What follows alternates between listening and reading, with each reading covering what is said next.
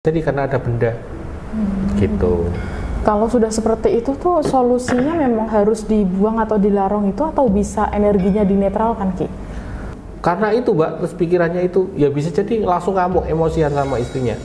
Nah kalau emosian jelas kan, emosi terus setiap hari, kemudian pikirannya kalut.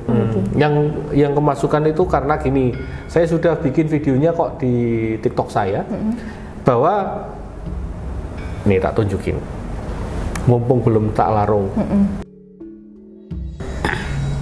Assalamualaikum warahmatullahi wabarakatuh, Ki Bagus. Waalaikumsalam warahmatullahi wabarakatuh. Oke. Ki, hari ini Vina ingin membahas mengenai kejadian-kejadian yang pernah terjadi di sini ya, Ki ya. Iya, silakan. Tentunya kan Ki Bagus juga tahu sendiri, kita banyak mengalami kejadian-kejadian, khususnya ini yang mana ini? Yang paling terakhir terjadi itu, Ki. Oh, yang kemarin seminggu yang lalu itu. Oke. Nah, kejadian itu yang ini apa itu Vina yang bahas. Vina Vina merasa kejadian tersebut kok ada yang aneh ya, Ki.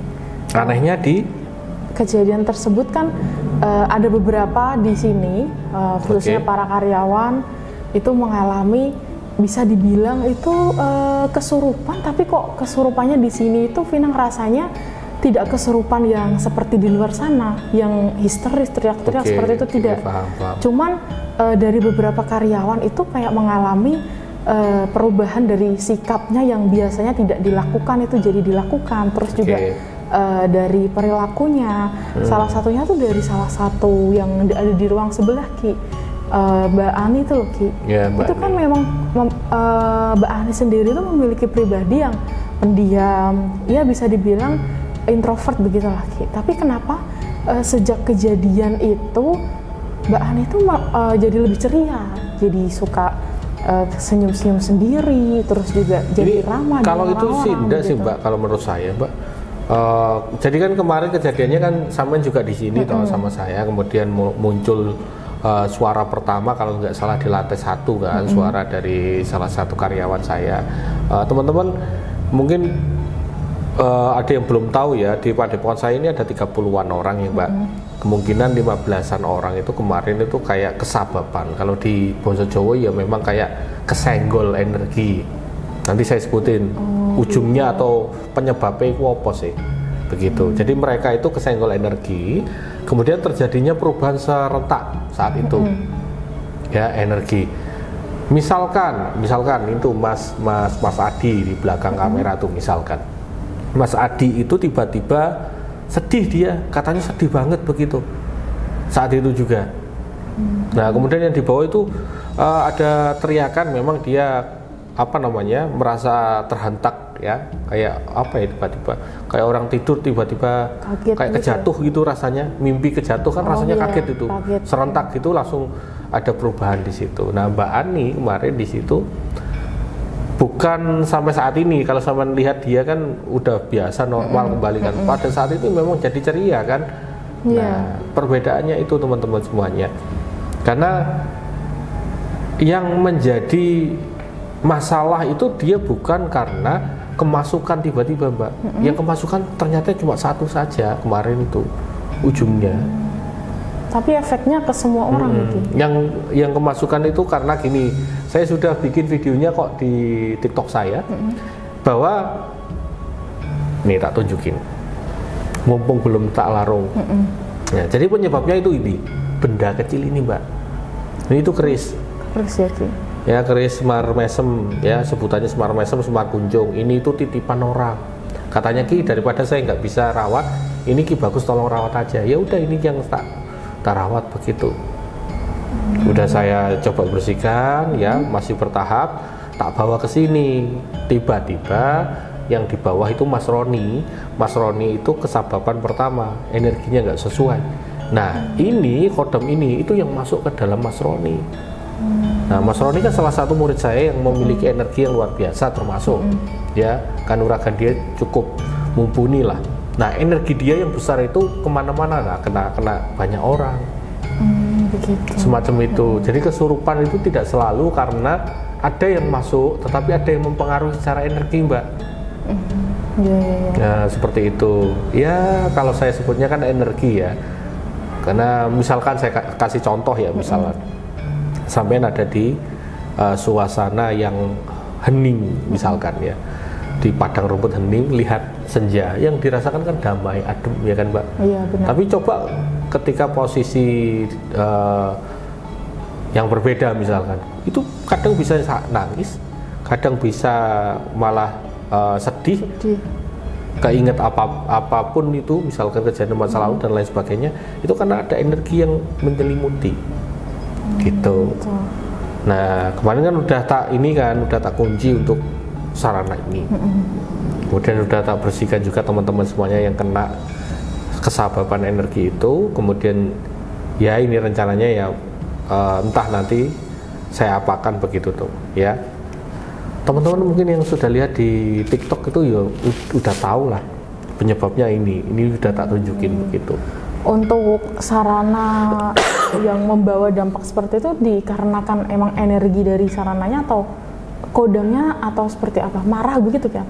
Kalau saya ini menyebutnya memang menggila, sedang menggila aja Mbak, kodamnya gitu. Karena tadi energi yang tidak sesuai bentrok ya, sama-sama kuat, terus akhirnya kayak percikan muncrate gitu.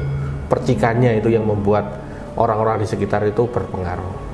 Nah mungkin itu ya, dan teman-teman tolong digarisbawahi, benda bertuah yang tidak sesuai kalau diletakkan di dalam rumah Mbak, itu bisa kena seluruh keluarga loh. Oh iya. Gitu, apalagi kalau kalian semuanya dapat warisan dari mbah, eyang, dari bapak, tapi tanpa ada wejangan, itu harus diperhatikan, berbahaya. Bahayanya apa sih? Ya bahayanya rumah itu yang nggak enak ditinggali, nggak nyaman Mbak.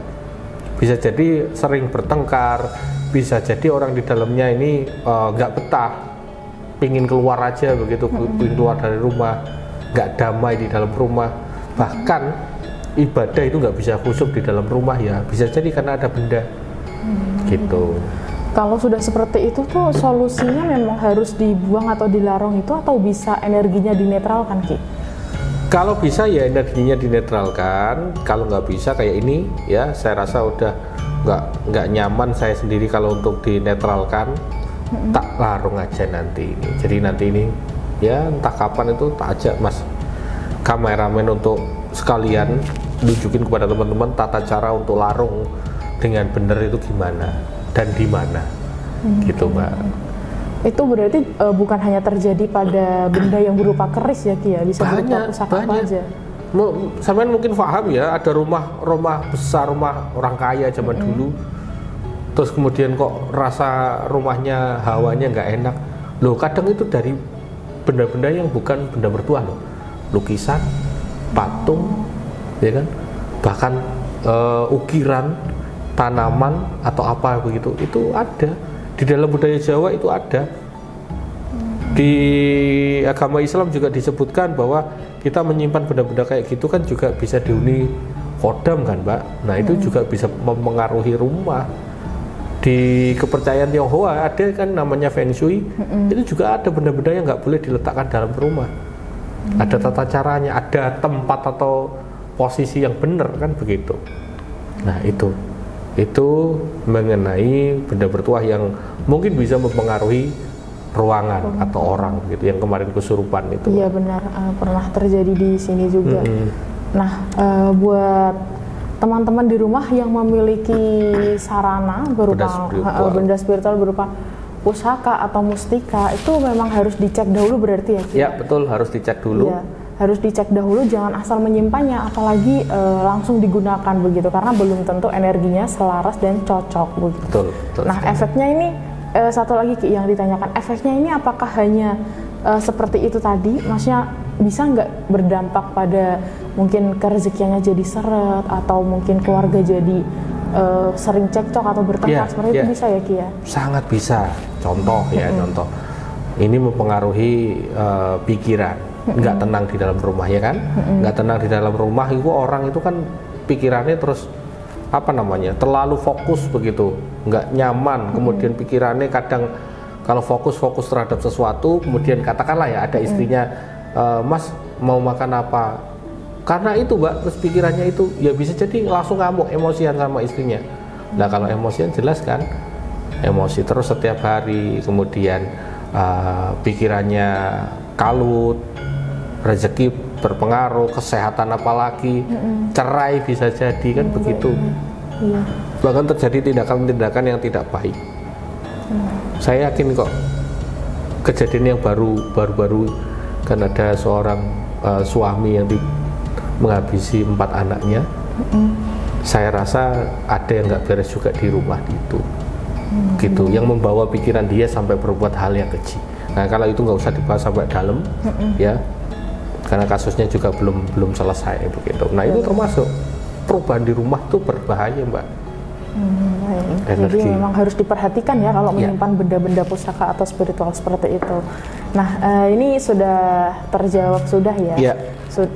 Ki Bagus sudah menjelaskan mengenai pusaka atau benda-benda spiritual itu dampaknya seperti apa jika disimpan tanpa dicek terlebih dahulu.